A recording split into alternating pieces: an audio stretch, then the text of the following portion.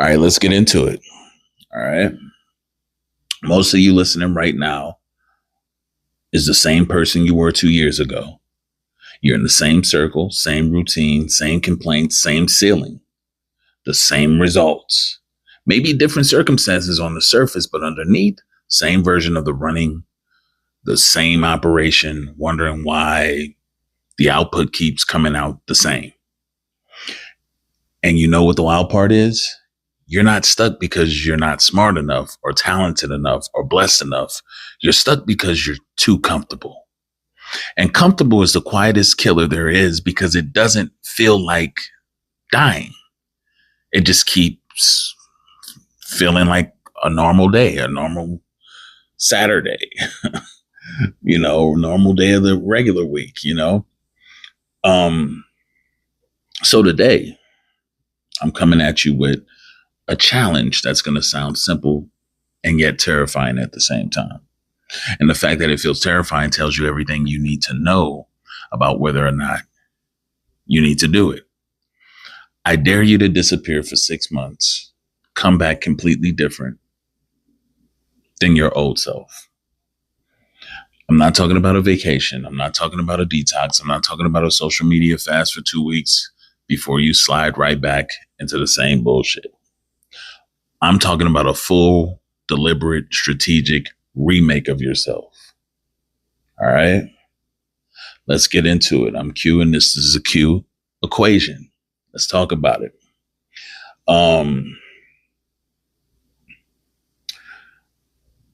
Let's talk about why. Let's start with why routine literally keeps you in prison. Let me explain what is actually at least happening in your brain when you decide, or what in your brain at least when you do the same shit every day, right? Because this isn't motivational poster talk that I'm going through. This is actual neuroscience, and it's kind of terrifying once you actually see it. Your brain is fundamentally lazy, period. And I mean that in a scientifically way, not as an insult. I mean that, scientifically overall, the brain's primary objective above everything else is to conserve energy. And the way it conserves energy is by turning repeated behaviors into automatic programs that run without you having to consciously think about them. So the first few times you did something, whether that's the routine to drive to work, or how you spend time when you're with someone, or how you spend when someone challenges you, the type of person you're attracted to, how you handle stress, what you do on a Friday night. Your prefrontal cortex was involved in this. The conscious thinking, decision-making part of your brain, at least. Okay. But after you've repeated that behavior enough times, your brain went, okay, I think I got this now. I don't need the expensive conscious processing anymore. And it handed it, at least the will, over to the basal ganglia, right? And that's the autopilot, the part of your brain that runs programs without your conscious awareness or input. That's called automation, right? And it's both a superpower and a prison, depending on what got automated. Okay. If discipline got automated, congratulations, you're dangerous. You work out without having to motivate yourself every time. You make smart financial moves without deliberating. Your good behaviors run on autopilot. But for most people, it's the limiting shit that got automated, right? The avoidance, the self-sabotage, the relationship patterns, the same response to opportunity, the same retreat when things get uncomfortable. All of that is running on a program, right? And your brain wrote this program over years, right? Maybe decades ago, and has been executing that program faithfully ever since without you even have to ask for permission from it, right? And here's the kicker. And this is the part that should genuinely piss you off. The same environment keeps triggering the same program. The science is clear on this too. Your behavior doesn't just live in your head. They're tied to environmental cues as well. The same people, the same places, the same daily sequence of events keep firing the same neural triggers that produce the same automatic responses from you. Which means if you want a different output, you cannot just think differently as a lot of people try to tell you to do. You can't just think differently inside the same environment. You have to change the environment physically, deliberately, and aggressively. That's what this 6 months, challenge is about, really. You're not running away. You're not pulling the plug on a machine or anything like that, just long enough to rewire it. You're doing something a lot more important than that, right? And this part is where some of you are going to get defensive, but good defensive, which means I hit something real. I struck a nerve in you. One of the core moves in a 6-month remake is cutting the circle down dramatically, temporarily, or maybe permanently for some of you. And I know, I know a lot of y'all immediately gonna, some of you are thinking, damn, that's rough. Q, that's cold. You can't just cut people off. Loyalty matters. Real ones matter, And look, I definitely hear you. I do. But let me ask you something honest. How many people in your current circle, at least, are actively, right, demonstrably making you better? How many? Not just people you like hanging around, not just people who've been around for years. I'm talking about people who are pulling you upward to a higher version of yourself. People whose conversations leave you sharper. People who challenge your thinking, who hold you accountable, who model the kind of life you actually want or that you're trying to build. How many? And be real about it. Be real. Because a lot of you are hanging around and wasting time and energy around people who do you no good, who are just comfort.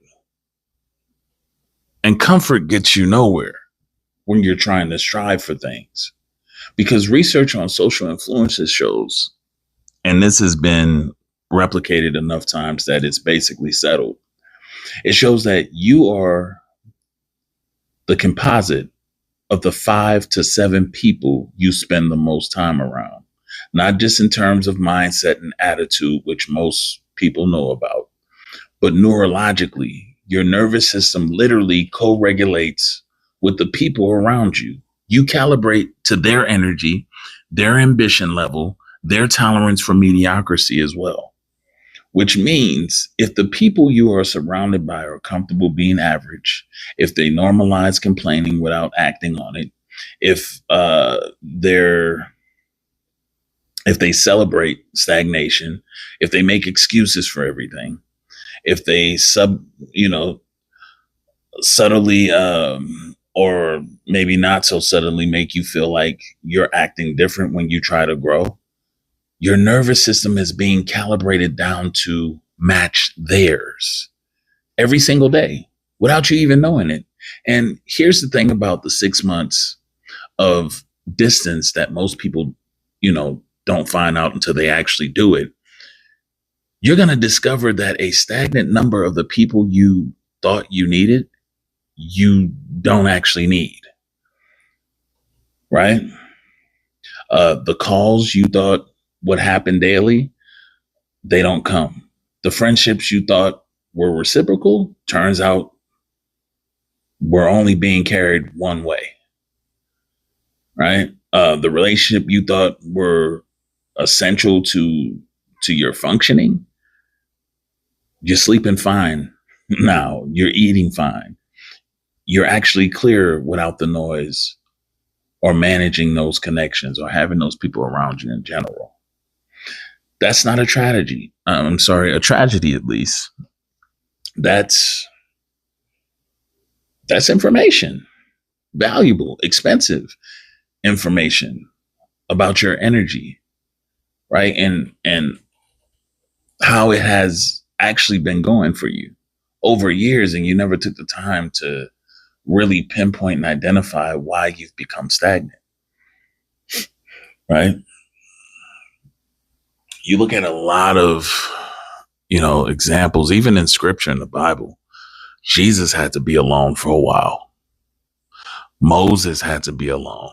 Job, all these, when you go into seclusion and you really work on certain things to yourself, you have the ability to come out better. Right? Now, some people will, survive the 6 months and come back strong. Those are the real ones that really took to it. The people who really take the time to implement that change and look deep within, right?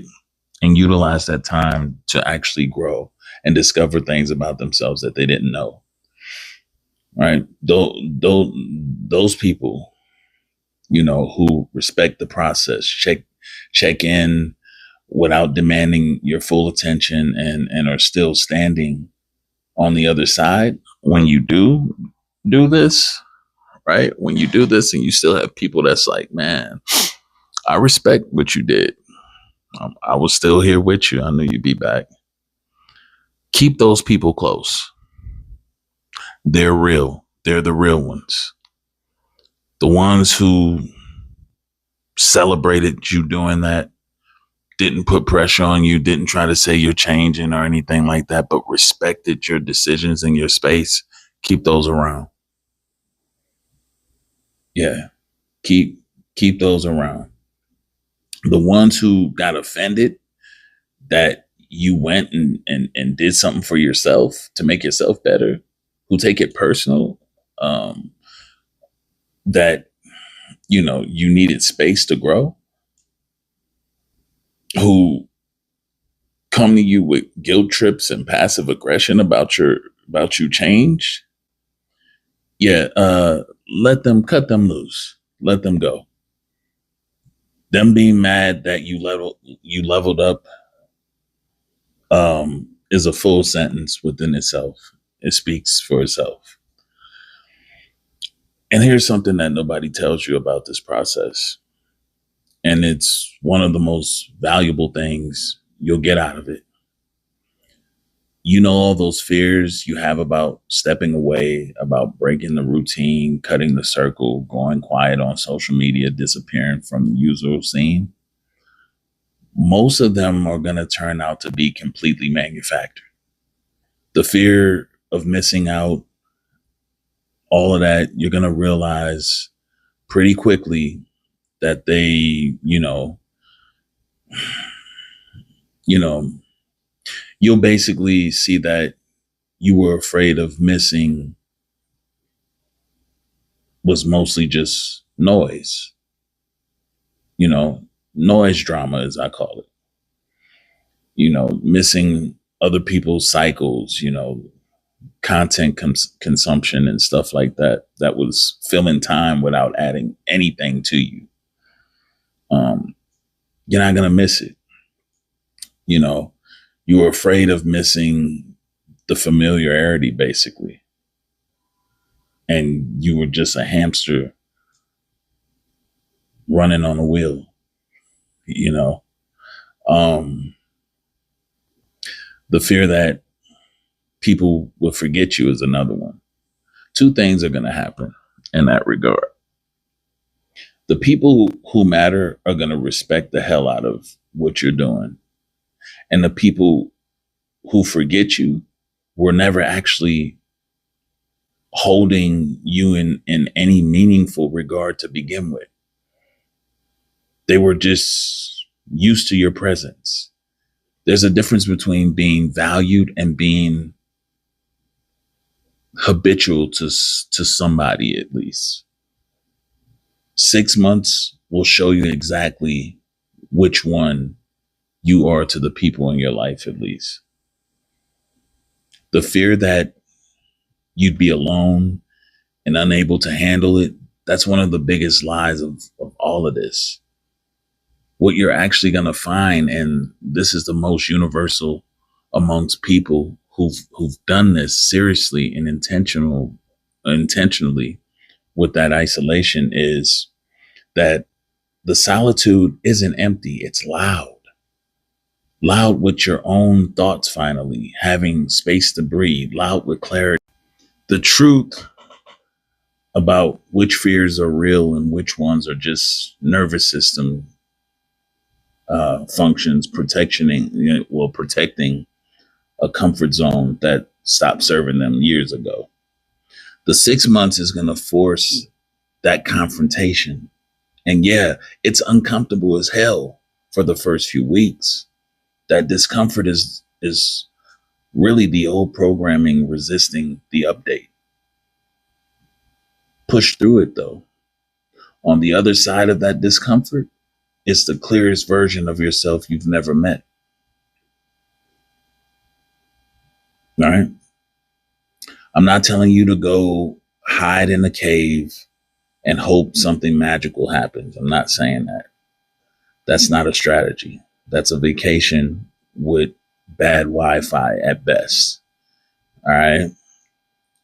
Here's the actual structure of what this looks like if you're going to do it.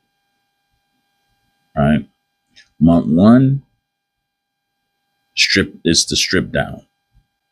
This is the detox month, and it's going to feel like withdrawal. You're pulling back from the circle. You're breaking the daily routine deliberately. You're doing a different schedule, maybe taking a different route deliberately to work. Different environment where if you can, where possible, different inputs. You're cutting the consumption that's been numbing you, whether that's social media or certain content, certain vices, certain conversations. You're creating the silence deliberately. Don't just try to fill it yet. Just sit in it and let your nervous system recalibrate. Right? Just sit in that breaking the same way of doing things, the same way of thinking things. Force yourself to, at least, to change how you normally would look at something and look at it or try to see it from a different perspective. Month 2, you're just listening. This is where clarity starts coming in. The thoughts that have been suppressed by the noise and drama before, they start surfacing. Right? What do you actually want? Right? Not what you've been performing for other people. Or if you were a people pleaser before, you're going to start shifting that. You're not going to be concerned about pleasing other people now. Right?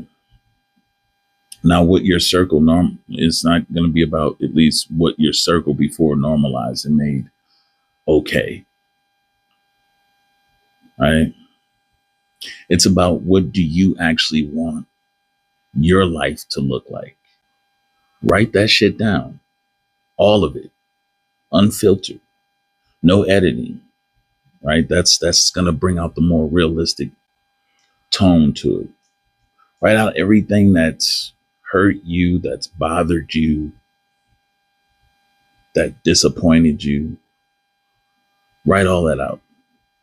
Month 3, you're going to learn. Pick 2 or 3 things that you've been meaning to develop and go deep, not surface level content consumption or anything like that. Actually, skill building stuff, actual knowledge acquisition, actual investment in a version of yourself that's more capable than the one that started this whole process. read books, take a course, build build up, right? Start the practice, start to do something that is going to differentiate yourself from your old self. You've got the time now because you're not spending it maintaining relationships and routines that weren't moving you forward. In month 4, build a new standard. By now, you've got some clarity about who you are outside of your environment's expectations. Start building habits and routines intentionally, not the ones you fell into accidentally, the ones you're choosing based on who you've decided to become. This is where the new programming gets installed. You're building new neural pathways through new repeated behaviors in new environmental contexts, right? The science in all of this says this is exactly when lasting change actually starts to cement itself. Month 5, you got to test it. Start reintroducing elements of your life strategically. Not everything, not yet, but start engaging with the world from the new version of yourself and see how it fits. Notice what still resonates and, what now feels completely wrong to you, right? The things that feel wrong, that's growth actually talking to you. Don't negotiate it. Don't negotiate with it, at least. Just realize that. In month 6, integrate. Bring back what's worth keeping. Let go of what isn't worth keeping. And that means people, habits, mindsets, narratives about who you are and what you're capable of. Get rid of it. Come back to your life with new eyes and the confidence of someone who knows they can handle their own company and still survive the discomfort, right? And then when you walk back, come back with a different posture, different clarity, different energy, and I promise you, you'll get different results. Look, most people are never going to do this, and I really mean that. Most people are going to hear this, feel something stir up in their chest, think, damn, he's right, and then go right back to their regular programming, you know. And you know why? Because the routine is comfortable. The circle is familiar. The known, even if the known is mediocre, is still safer to their nervous system than to the unknown. We talked about that in one of my other episodes. But some of you, most, well, not most, some, like I said, are going to hear this and recognize that, you know, that stirring in their chest isn't just agreement, it's permission. Permission you've been waiting for a long time. You don't need the permission, but you need to hear it said out loud. So go, disappear, rebuild, come back unrecognizable and better than you were. I dare you.